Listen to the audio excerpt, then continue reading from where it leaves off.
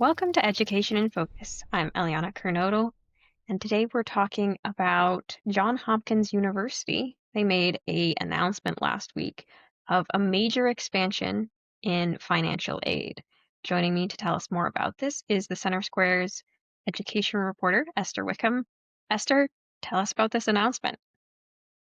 So, in the new year, in 2026, Johns Hopkins University is undergoing a new policy that will essentially make all tuition for undergraduate students free, which is kind of crazy, kind of new and interesting. We're kind of entering the new phase of okay, can tuition be free?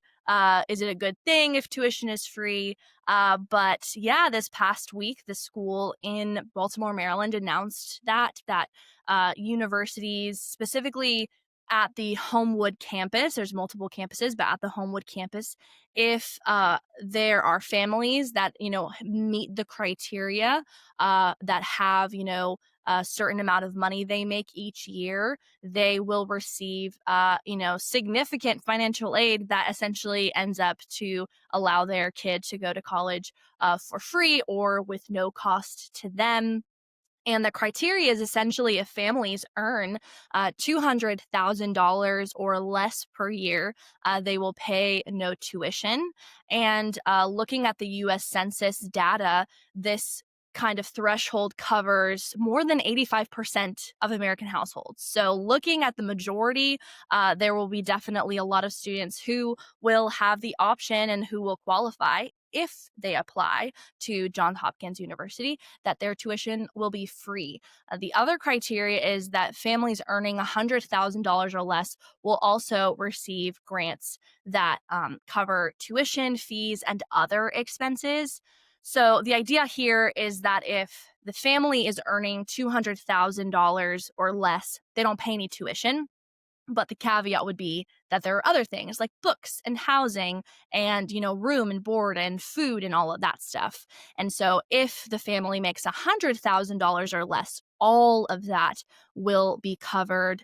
And it is expected that the parents of that student won't have to pay anything or contribute anything. So there are multiple different criterias and standards. It's not like they're just kind of giving out this money like free candy.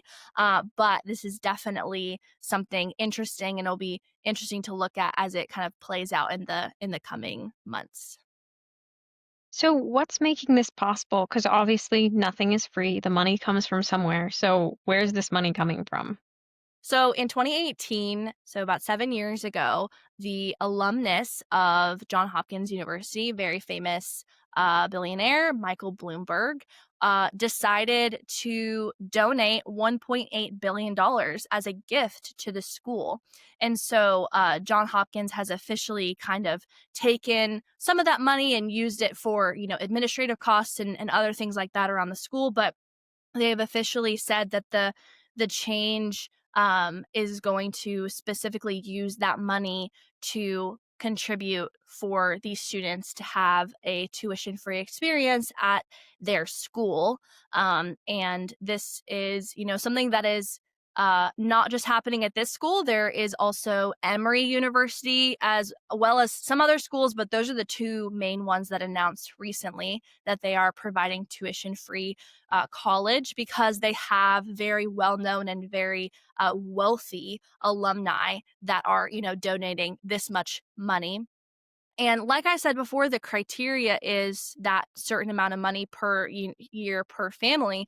But if a family household is earning over $250,000 per year, then they don't necessarily qualify for this kind of undergrad tuition free grant, but they will qualify for other financial aid. So, the Pell Grant or any kind of scholarship under FAFSA or the school. So it's not like they are taking away every other, financial aid or scholarship depending on your department or school. The school will still keep those, but depending on it, if you apply or if you, meet that criteria, then you will receive that. And so Yeah, this is very exciting and new for all of these students. The school believes that implementing this change is going to widen access for a lot of students because this is a privately owned school, and they believe that this will enable students and as well as their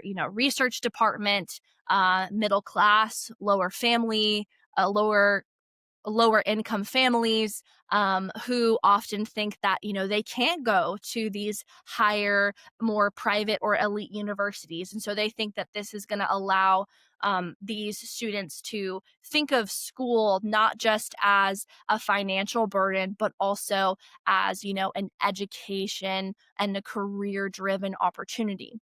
And so after the announcement, a lot of students were able to take to social media and kind of share their thoughts and their opinions on it. And looking at the newsletter, which is the John Hopkins student newspaper, a lot of students who were, sophomores or juniors were able to talk about this new implementation, which is going to happen in the fall of 2026. So in the spring of 2026, some current students are going to be able to apply, but for the bulk of new students coming in next year, it will be the 26-27 academic year for new undergrad kids. But they're excited. A lot of students have said, they are, joyful and excited.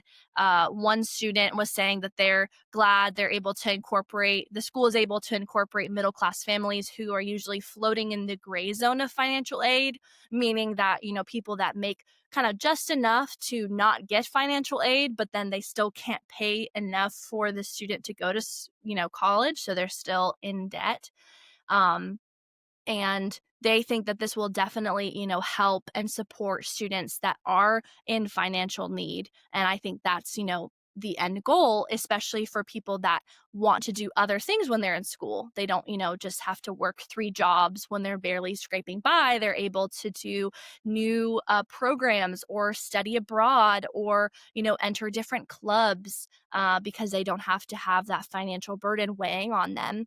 And like we've said and what like we've talked about in the past, the student debt has been rising. We're at, almost $6 trillion in the nation. And so this is kind of one step in a way that alumni from schools can be, giving back to their community. And it will be interesting to see how it all plays out practically in the coming months and next year when we actually start seeing students receive this tuition free education. Well, Esther, thank you for your insights on this story. You can keep up with this story and more at thecentersquare.com.